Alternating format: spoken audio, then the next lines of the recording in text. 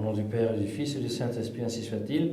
Mes chers fidèles, pour ce deuxième dimanche après Pâques, le dimanche du Pastor Bonus, le dimanche dans lequel nous célébrons notre Seigneur Jésus-Christ après sa glorieuse résurrection, enseigner ses disciples, moi, je suis le bon pasteur, et moi dans le sens que c'est moi, et il n'y en a pas d'autre, c'est moi qui par moi-même, par mon essence, je suis le bon pasteur qui donc donne aussi sa vie pour ses brebis, et ceci par le fait même que ce bon pasteur, sa personne est Dieu, la deuxième personne de la Sainte Trinité, et Dieu étant par essence la bonté qui communique soi-même, le voilà donc incarné dans la nature humaine, dans la deuxième personne de la Sainte Trinité, à s'incarner et aimant tellement le genre humain que non seulement il en est le pasteur, mais en plus il est même la brebis qui est immolée pour les péchés du monde, pour le salut de l'humanité, tellement que justement non seulement notre âme par la mort et la résurrection de notre Jésus-Christ est sauvée, mais même le corps glorieusement ressuscité sera aussi immortel en toute éternité et glorieusement présent devant Dieu en chantant sa gloire. Bien sûr, même chose est vraie pour les damnés. Les damnés aussi auront leur corps qui éternellement, en éternité, sera ressuscité, mais dans la confusion, dans le tourment, dans la douleur, dans la torture, dans les plus atroces douleurs du feu, du réel feu qui est l'enfer, et malheureusement ils glorifieront Dieu uniquement par sa justice, avec la grâce de Dieu. En utilisant le temps qui est à notre disposition, nous voulons par contre glorifier Dieu dans sa charité, dans son amour, et justement en commençant ici-bas à l'imiter, comme bon pasteur, celui qui donne soi-même et donne aussi sa vie, et comme nous enseigne Saint Grégoire, il dit la voie que nous devons suivre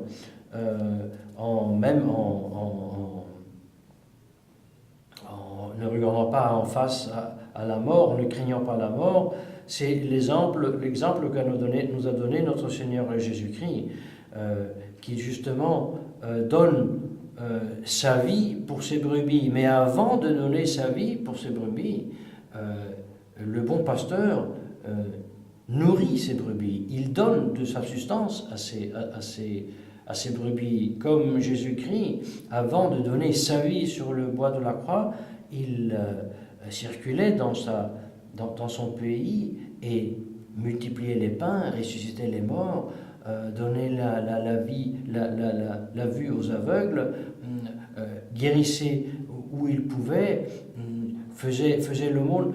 C'est ce que nous aussi, nous devons nous astreindre à faire aussi. Nous dit justement Saint Grégoire, comment pourra-t-on donner sa propre vie pour le prochain si on n'est pas habitué et capable de donner de ses biens terrestres au prochain qui en a besoin? Et voyez, c'est bien la grande maladie des temps modernes. C'est l'avarice, c'est ce qu'on appelle l'égoïsme. C'est cette frénésie de la recherche de ce qui immédiatement nous est utile, dont nous avons besoin, et qui préoccupe complètement notre esprit. C'est une maladie de recherche continuelle d'un bien pour nous, pour moi, qui me sert à moi. Ne trouvons jamais le loisir et la félicité et la sérénité de se trouver satisfait et pouvoir donner aux autres. Ça n'existe plus.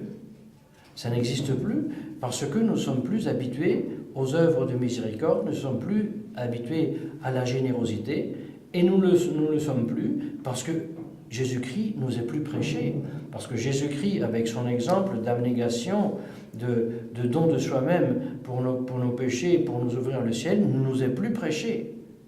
Alors, n'étant plus prêché la croix de Jésus-Christ, n'est plus prêché le sacrifice, n'étant plus prêché le sacrifice, on ne prêche plus l'abnégation, on ne exerce plus à l'abnégation, au sacrifice, et on devient des esclaves des propres petits besoins. Et c'est ça aussi une conséquence de la crise de l'Église, ou plutôt, on ne peut plus parler tellement de crise de l'Église, mais plutôt de agression de la contre-Église. Parce que, pour ceux qui regardent, l'Église conciliaire, aujourd'hui, on ne peut plus vraiment parler de crise de l'Église, parce que ce n'est pas l'Église conciliaire qui est en crise. La crise, c'est que l'Église conciliaire existe. Et que cette Église conciliaire n'est pas l'Église du Christ, sans aller à chercher profondément dans l'invalidité des sacrements, dans la non-confession de la foi, encore avant, c'est la non-prédication de Jésus-Christ. Maintenant, nous voyons le soi-disant successeur de Saint-Pierre se préparer pour aller en Terre Sainte et dans les pays du Moyen-Orient. Accompagné par qui? Par un rabbin et par un moufti. À prêcher quoi? Tout sauf Jésus-Christ. Certainement, il n'ira pas à proposer Jésus-Christ, son joug doux et suave pour résoudre les problèmes au Moyen-Orient. Certainement pas, il ira à Jérusalem à prêcher comme Saint-Pierre, Jésus-Christ et la conversion des Juifs. Certainement pas. Certainement pas. Mais alors, est-il si difficile de reconnaître que quelqu'un qui ne prêche pas Jésus-Christ ne peut pas être son représentant ici sur terre? Et en plus, si non seulement il ne prêche pas Jésus-Christ, mais il prêche contre Jésus-Christ, se démontrant avec ses ennemis, l'islam et le judaïsme talmudique. Je ne sais pas si c'est encore tellement compliqué à comprendre que ce n'est pas l'Église du Christ. Et quel mépris des propres brebis de la part des traditionalistes, qui essayent à tout prix à légitimer encore un Bergoglio. Et non seulement de le légitimer, mais se faire légitimer par lui. C'est absurde. C'est vraiment le cercle carré. Alors nous demandons à la très Sainte Vierge Marie, en ce deuxième dimanche après Pâques, dans le dimanche du Pasteur Bonus, la grâce de cette générosité avec laquelle nous voulons imiter Jésus-Christ qui a donné sa vie pour ses brebis, la seule solution, la seule recette pour la sérénité dans la vie individuelle, domestique, en famille et en société. La croix de notre Seigneur Jésus-Christ et sa générosité. Au nom du Père et du Fils et du Saint-Esprit, ainsi soit-il.